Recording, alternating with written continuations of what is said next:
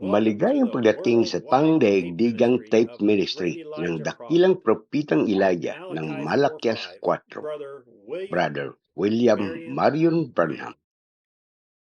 Aking minamahal na siyuta, bumubula lang ang aking puso kapag nakikita ko kayong lahat nga nagtitipon-tipon sa paligid ng aking tinig, nakikinig sa aking salita, habang nagsasalita ako sa inyo sa pamagitan ng aking anghel. Napakasaya sa akin na malaman na sa iyo ang revelasyon ng isa na pinili ko na maging aking tinig sa iyo, ang paniwalaan ang bawat salita na kanyang sinabi ay hindi kanyang salita ngunit aking salita sa iyo. Napakahalaga nito sa akin. Itinala ko ito at inimbak para sa iyo para marinig mo ito ng paulit-ulit. Hindi ko ninais na kalimutan mo ang sinabi ko na mula sa aking puso. Alam ko na ito ang tanging paraan na maibibigay ko sa iyo, ang perpektong pananampalataya na kailangan mo para magkasama tayo. Lagi kong ginagamit ang isang lalaki para magsalita at hihayag ang aking salita sa aking nobya, gaya ng ginawa ko kay Moses. Kung ano ang kanyang tinawag, iyon ang nakuha niya, dahil sinabi lamang niya ang aking mga salita. Sinabi ko pa sa kanya, gagawin kitang Diyos. Ikaw ay isang Diyos at si Aaron ay magiging iyong propeta. Kukunin ko ang iyong boses at gagawa ko kasama mo. Magsasalita ako at hindi ito maitatanggi ng mga tao. Anuman ang sasabihin mo, mangyayari. Ngayon, nakakuha ka na ng perpektong pananampalataya sa aking salita. Hindi mo lamang kinikilala kung sino ang aking ipinadala sa iyo upang maging aking tinig, ngunit ngayon ay kinikilala mo na ang aking salita ay nabubuhay at nananahan sa iyo at binigyan ka ng perpektong pananampalataya. Alam mo kung sino ka.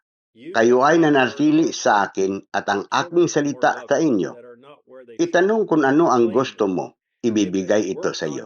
Sa aking pangalan ay magpapapalayas kayo ng mga demonyo. Sa kalooban ko, sa inyong kalooban. Kung sasabihin mo sa bundok na ito, hindi. Kung sasabihin ko, kung sasabihin mo sa bundok na ito, ang iyong kaaway ay wala ng kapangyarihan sa iyo. Ikaw at ang aking salita ay iisa. Kung mayroon kang mga anak o mahal sa buhay, na wala kung saan sila dapat naroroon, kunin sila. Kung ito ay nagtatrabaho sa iyo, pagkatapos ay ilapat ang iyong ganap na pananampalataya sa aking ganap na salita at nanatili sa iyo at maaari mong makuha ang iyong hinihiling. Napakatagal kong hinihintay na makilala mo kung sino ka, ang makita kang naghahanda sa iyong sarili sa pamagitan ng pakikinig sa aking salita. Ako ay sobrang nasasabik na dumating na ang oras. Ang perpektong salita na iyon na aking sinabi at inimbak para sa iyo ay aking tanda para sa bawat mananampalataya ngayon. Ito ay ang Espiritu Santo, hindi isang dugo, isang kimika, ngunit ito ay aking banal na espiritu, aking salita na nabubuhay at nananahan sa iyo. Ang oras ng tanda na iyon na ipapakita ay malapit na. Dapat mong dalhin ang tanda araw at gabi, hindi lang sa linggo. Kailangan mong pindutin ang play sa lahat ng oras. Kinikilala lamang niya ang tanda. Iyan ang mensahe ng oras. Iyan ang mensahe ng araw na ito. Iyan ang mensahe sa panahong ito. Sa pangalan ni Jesus Kristo, tanggapin ito. Mayroon maraming mga mensahe sa labas, ngunit ang aking boses ay ang mensahe ng oras. Dapat mong tanggapin at paniwalaan ang bawat salita. Dapat itong ilapat sa oras ng gabi. Kayo sa buong mundo nakikinig sa mga tape. Ang tanda ng oras ay narito. Mayroon isang tanda na kailangan ilapat at wala ng ibang pagkakataon na maaring dumating ito. Nakuhuli mo ba ito?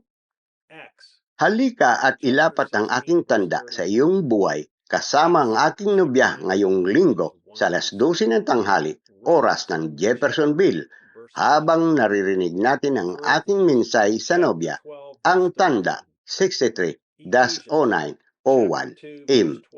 Brother Joseph Branham.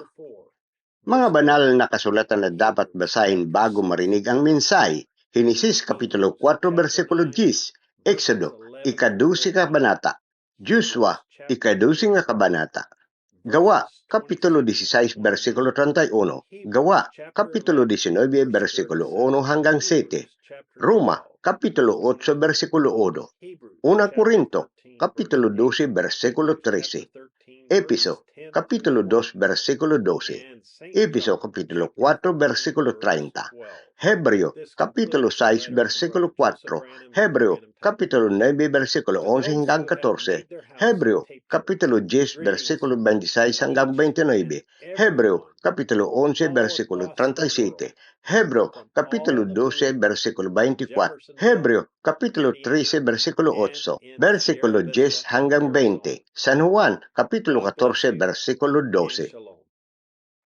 Ito ay nagtatapos sa liham ng pagsasama-sama ng mga agila mula sa Jeffersonville. Sa mga ginawang tape church ang kanilang bahay, pagbati sa bawat isa sa buong mundo mula sa lahat ng mananampalataya dito sa Jeffersonville, Indiana at sa Sierra Vista, Arizona. Pagpalain kayo ng Diyos at Shalom.